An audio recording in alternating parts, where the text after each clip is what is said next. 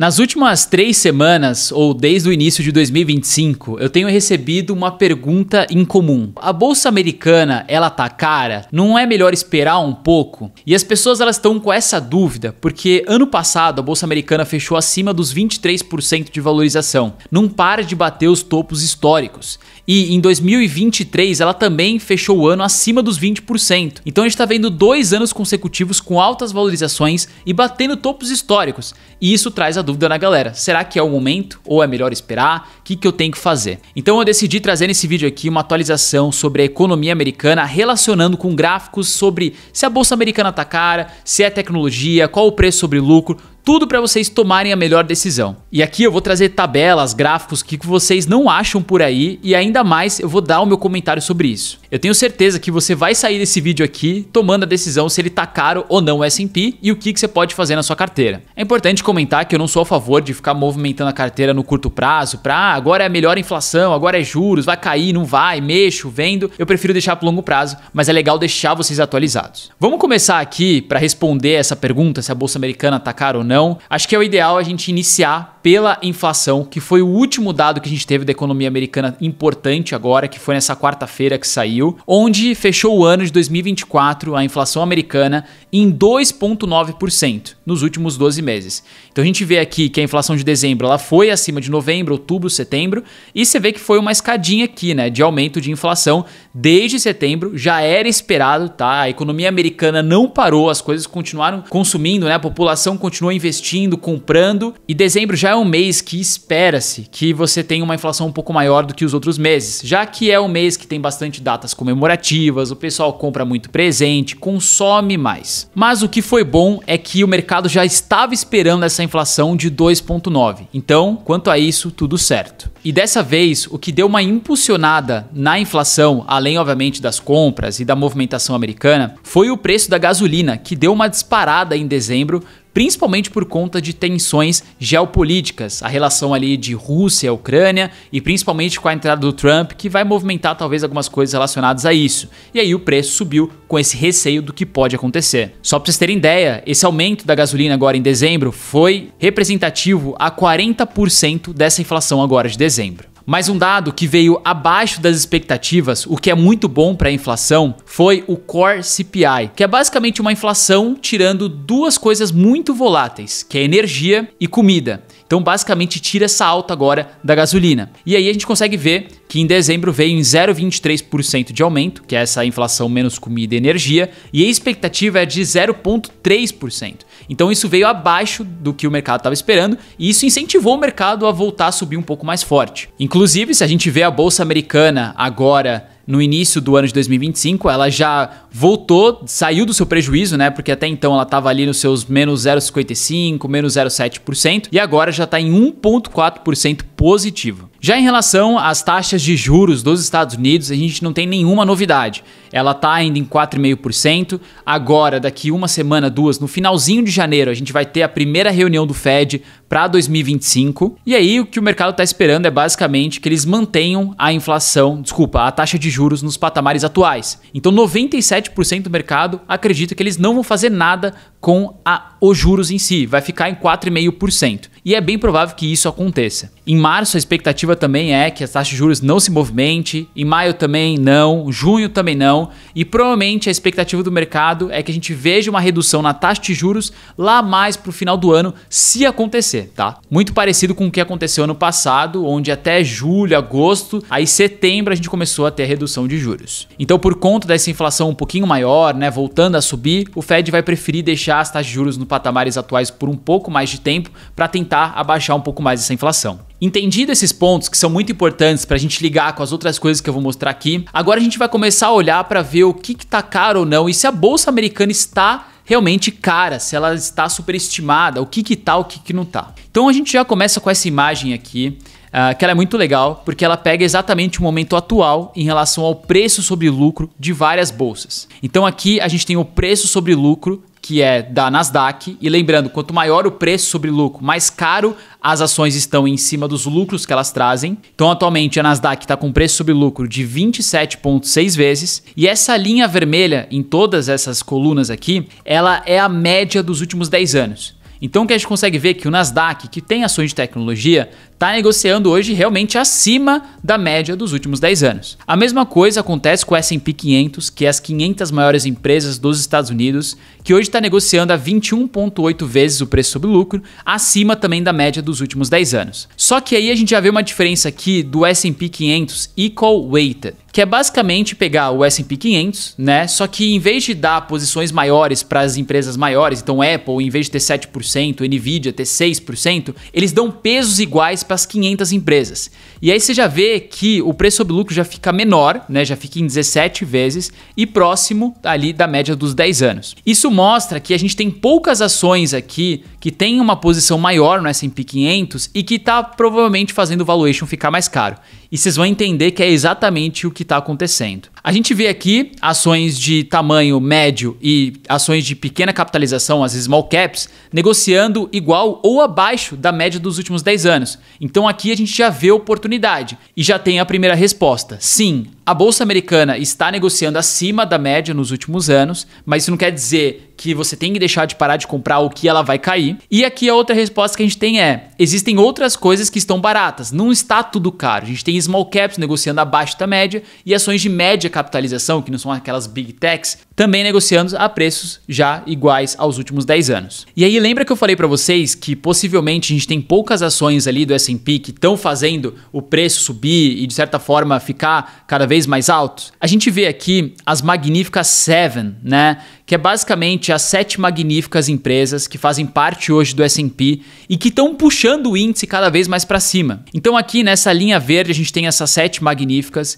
que são empresas como Apple, Netflix, Amazon, Google, Microsoft, são essas gigantes Big Techs. E elas de certa forma trouxeram uma valorização gigante em 2024, né? 43% só 7 empresas. E se você pegar as outras 493 empresas do S&P 500, a gente vê que ele trouxe agora em 2024, né, ano passado, 14% de valorização, né, que é essa linha azul aqui. E aqui essa linha mais escura é basicamente o S&P 500, que fechou o ano perto dos 23%. Então o que a gente entende aqui? Obviamente, as 7 magníficas puxaram muito para cima e elas talvez estejam negociando acima da média ou do que elas realmente valem. E as outras 493 empresas, elas trouxeram resultados parecidos aos lucros que elas estavam tendo. E aí isso fez a média ficar um pouco mais para cima aqui por conta das 7 magníficas empresas, que são muito ligadas também à tecnologia. E aí a gente consegue olhar de uma outra maneira, pegando as top 10 maiores empresas do S&P 500 e vendo aqui o preço sobre lucro delas.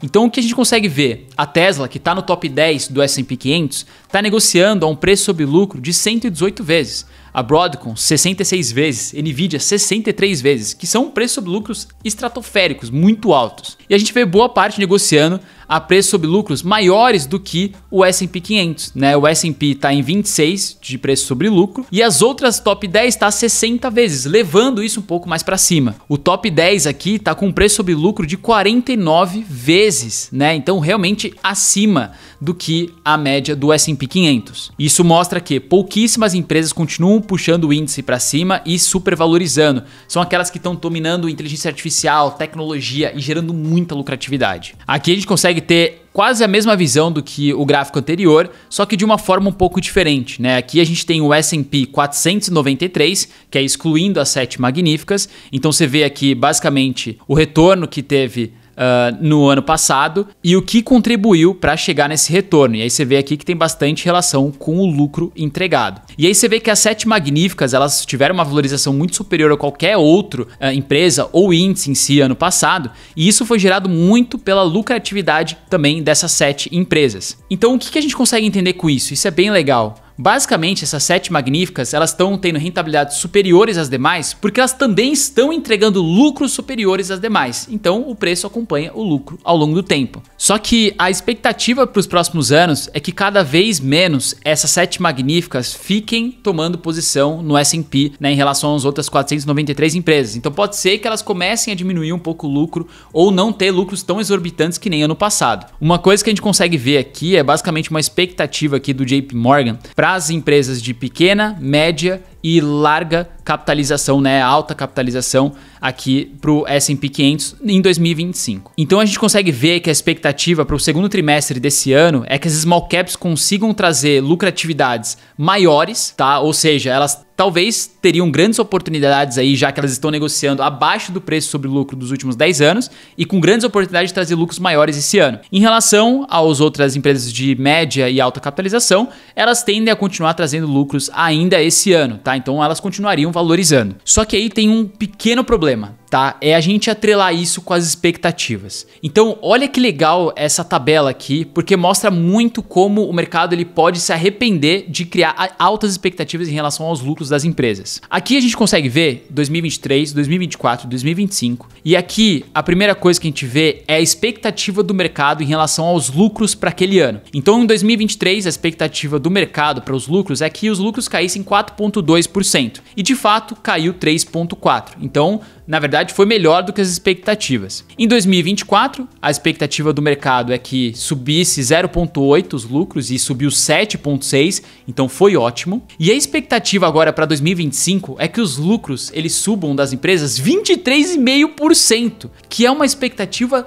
altíssima. E aí olha que legal, o que são essas duas aqui embaixo? Essa é a expectativa da macroeconomia em relação aos lucros, então eles pegam inflação, juros, PIB e tentam ver qual que é a expectativa para os lucros das empresas em relação a esses indicadores macroeconômicos, e aí você vê que eles são mais conservadores, né? Você consegue ver aqui que basicamente a expectativa para esse ano aqui os lucros cresçam 6% e não 23%, e eles estavam muito próximos também à realidade. E aqui embaixo a gente tem o bottom up, que é basicamente a expectativa dos analistas que estudam empresas individuais. Então, são estudos mais aprofundados, onde se analisa cada empresa para ver o que espera de lucro e faz uma soma total, uma média desses estudos individuais. E é basicamente um consenso bem conservador e também um pouco mais realista. A gente vê aqui que também foi muito parecido com o que aconteceu em 2024 e também foi um pouco bem menor, né, do que 2023. Então, isso gera um pouco de frustração, tá? O mercado está esperando alta lucratividade em 2025. E se isso não acontecer, a expectativa é quebrada e as ações elas podem derreter. E aí não porque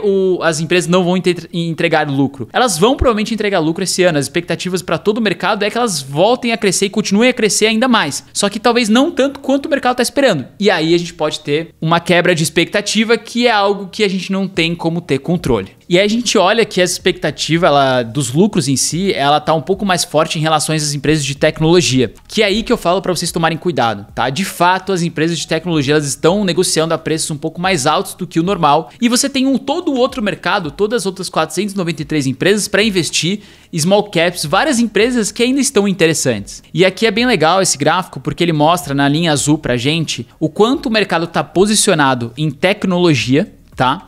E aqui essa linha verde é o lucro que veio entregando e o quanto é a projeção para entregar. O que a gente está vendo é que o mercado está se posicionando mais em tecnologia do que o lucro vem entregando. E historicamente se provou que normalmente o mercado tende a se posicionar mais em tecnologia quando os lucros também estão aumentando. E o mercado tende a vender antes as posições de tecnologia quando eles já esperam que os lucros também diminuam. Então vocês podem ver que quando o verde começa a cair, que é a lucratividade de tecnologia, o mercado já começa a vender a posição de tecnologia. E o que a gente consegue ver agora é que o mercado está se posicionando ainda mais, né, e não está acompanhando muito a lucratividade. Isso mostra duas coisas. Ou o mercado vai derreter o preço das ações de tecnologia para voltar perto da lucratividade, ou o lucro das ações de tecnologia vão realmente superar as expectativas e entregar esse posicionamento do mercado. Só que se você olhar as expectativas do Goldman Sachs, que é um banco gigantesco dos Estados Unidos, para o S&P 500 no ano de 2025, a expectativa é que os lucros continuem subindo, juntamente com a Bolsa Americana também trazendo valorizações. Tá, Léo, mas qual que é a expectativa para 2025?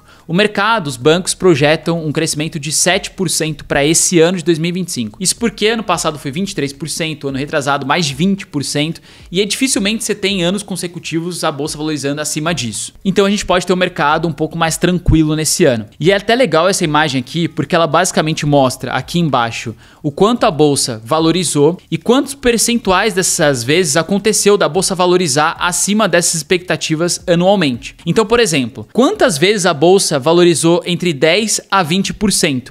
24% das vezes, isso desde 1950. Então ele pega um estudo dos anos e vê quantas vezes a bolsa ficou acima de 10 a 20% e deu 24% das vezes. Aqui você vê que de 20 a 30% o mercado fica 21% das vezes nesse patamar, de 30 a 40%, 15%. E a gente consegue ver que o mercado tende a trazer retornos acima de 10%, 63% das vezes. Ou seja, 63% dos últimos anos aí desde 1950. Então sim, boa parte das vezes a gente vai ter ganhos mais altos ou lucratividades boas na bolsa americana, porque é isso que faz a gente ganhar dinheiro a longo prazo. 80% das vezes, quase isso, né, o mercado está positivo. E aqui a gente vê em relação ao mercado negativo, né? Então de 0 a 10%, 16% e de 0 a menos 10%, 12% das vezes. Então 21% das vezes nos anos anteriores, desde 1950, o mercado ficou negativo. E 9% das vezes foi abaixo de 10%. Isso mostra que, cara, sim, é normal a gente ter anos acima de 20%,